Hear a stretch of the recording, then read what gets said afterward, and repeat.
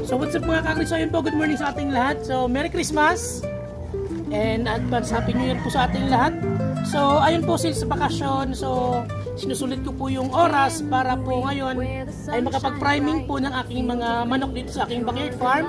So ngayon po magpapaligo ako. Syempre gamit ko po ay Triple X shampoo ng Battlecat. At syempre pagkatapos ko po silang paliguan, deworm na agad gamit ang Raptor tablet na dewormer na less ang stress sa ating mga manok. So ayun po, pagsasabay ko na kasi naka-fasting naman po sila kagabi, hindi na ako nakapagpakain. Kaya sakto pwede na po akong mag-deworm. So ang ating Triple X shampoo ay merong N70, CAPB, CDAE, aloe vera extract, cypermethrin at citronella extract. So bali ito na po yung ating gagamitin. So dito ko po sila babasain. Babasain muna din. Dito po ako maglalagay ng ating Triple X shampoo. And syempre pagkatapos po natin sila paliguan, sunbathing po sila at dust bath para po maganda yung pakiramdam nila. So ayun po. Syempre gumamit po tayo ng mga produkto ng Battlecat. That's a Battlecat. Hindi kang lamang.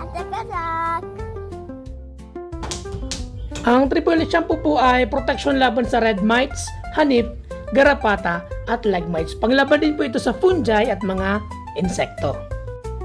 Sa para naman po ng paggamit ng ating Triple X shampoo, halo po ang isang sachet sa 2 galon ng tubig at banlawan muna po natin ang ating mga manok bago po natin sila paliguan sa tubig na merong Triple X shampoo. At hayaan po natin silang matuyo sa sikat ng araw. At siguraduhin po natin na tumagos yung ating Triple X shampoo sa balaybo ng manok para po matanggal yung mga external parasite na nakatago po sa ilalim ng balaybo ng ating mga manok.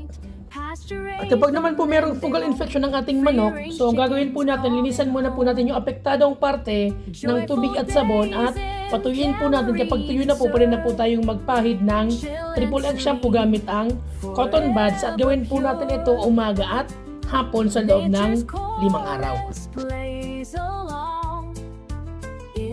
Ang Raptor tablet dewormer naman po ay merong albendazole, Libamisol HCl at ivermectin. So napakaganda po nito sa ating mga manok kasi ito po ay no stress at fast recovery po sa conditioning at sa maintenance ng ating mga breeders or ng ating mga materyales.